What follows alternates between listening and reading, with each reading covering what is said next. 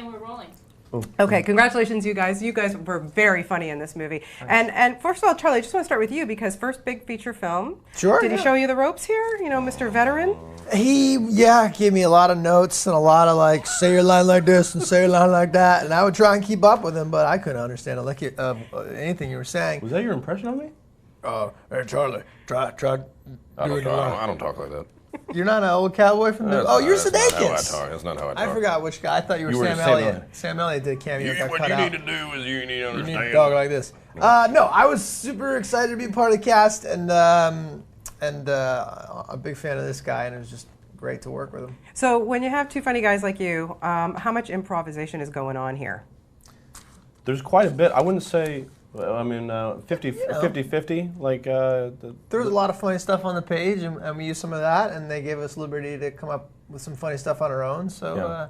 Stuff, writing in the moment in the day, sort of during, you do numerous takes and you just want to change it for each other and keep it fresh, and, just little variations here and there. And I understand from Nanette, the director, you had to justify your mustache.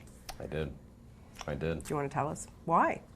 I had started another movie earlier in the summer where I had a mustache, and then there were a few days crossover, and there was talk that maybe the going to distance wasn't going to work out because they needed me to come in and see what I look like with this mustache, and so I came in and then I talked about it, and I was like, well, I forgot at that point what my character did for a living, and she was like, oh, you work at a record label. I was like, well, then I can absolutely have a mustache. If I was an assistant coach at, for a Bobby Knight basketball team or in the military, I couldn't have it. But, come on, I'm at a Brooklyn record label. I should be all right with this. And then we wrote that scene the day of where the justification came about. And then you all followed suit and had one, for later on in the film too. Not bad. That's right. Yeah, That's right. That was my real mustache, and it was pretty scary leaving work that day. I would imagine. It was inappropriate. Yeah, let's just leave it at that for sure. Now, this very interesting topic about long-distance relationships. Have either of you had, gone through long-distance relationships before? Yeah. Yeah, we both have. Mm-hmm. Yeah, with each other. Yeah. And we're working on it. Yeah. We're working on it. That's, it's more of a long-distance friendship, which I guess wasn't what you were asking about. But I have not had one in a long time because they stink. Yeah, I had one that for a while that we'd be apart, we'd come back together, we'd be apart, we'd come back together, and then eventually when we were together for longer than 2 years, then we separated. Well, so then there you go. So the long distance thing actually worked better in your favor. To a degree, yeah. I mean, there were parts that were good, and then there were parts that were bad. Well, but, of course. Yeah. See, for me, I had long distance for a while, and then I said, this is no good, and I traveled the distance, and I married the girl. Wow, so boy. Romantic. Very romantic. Yeah. That's a very good story. Now, working with someone like Justin Long, I mean, you guys, the three of you worked very well together. Was it an instant bonding with you guys, the three of you? I felt so. You knew Justin. Justin. I've actually known Justin for years from a theater festival where we worked together. Did you guys work together? No, actually, we weren't in the same show, but we were just buddies. And then I would see him out and about. So I was so excited to work with him because I knew we shared a sense of humor.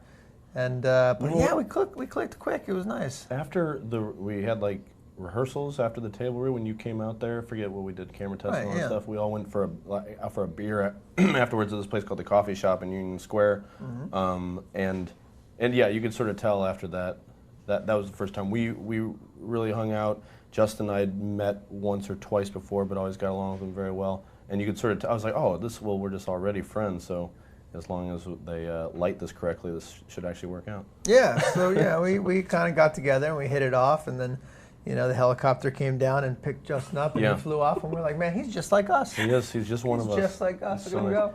Just iPods falling out of his pants. iPods. And Macs. Yeah, it's just and Macs. Yeah, it's great. Yeah. Absolutely. Now, I have to ask you about bathroom etiquette.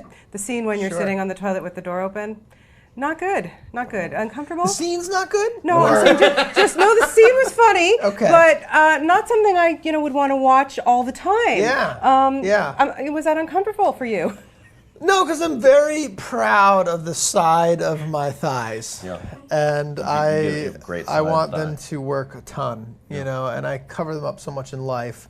That scene was a lot of fun to do. That was one of the ones that you know, we tried a bunch of different ways and tried a bunch of different things, and I think ultimately decided it'd be pretty funny to have a very serious sort of intimate conversation whilst on the toilet and working some door gags. Did they do makeup on like dust down the side of your thigh butt? There was no makeup on No? those thighs. Yeah, that was all. And if you were picking up on the muscular tone, then that's all. High school athlete. High school athlete for sure. No stand-in thigh stand-ins or anything. This was Well, definitely there was a stand-in while they lit, and I can't speak to that stand-in's thighs. Yeah. But mine were the real deal. Well, on this side, it's an implant. This is, That's why the they had real. to shoot it that way. It worked for you, I have to tell you. Now, Drew and Justin were dating when they made this film and everything. So there's this really funny scene when you guys are all on the boat together and they're making out, and it's like, okay, like even it's just uncomfortable to watch people going at it in front of you. So what was it like for you guys to have them on set when they're all like lovey-dovey all the time? It was all right. We gave each other a lot of just eye contact and just sort of disappeared into each other when they would go into like their lovers bubble.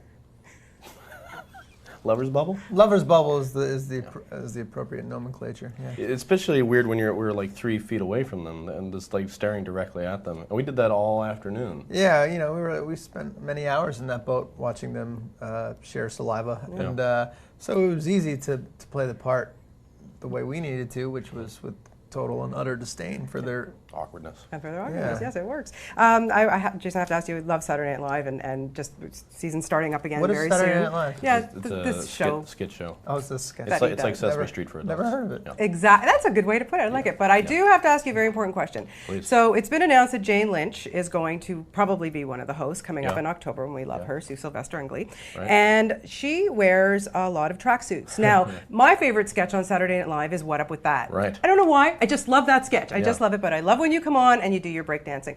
So do you think that the two of you might do, dueling sweatsuits or something? There's a very good chance. There's a very good, you never know. We'll have to talk to the Adidas company. We'll have to, figure it out. Lauren, the creator of Glee, Ryan Murphy, what's his name? Is that right? Yeah, not bad, huh? That's good. I'm sure it's already being talked about.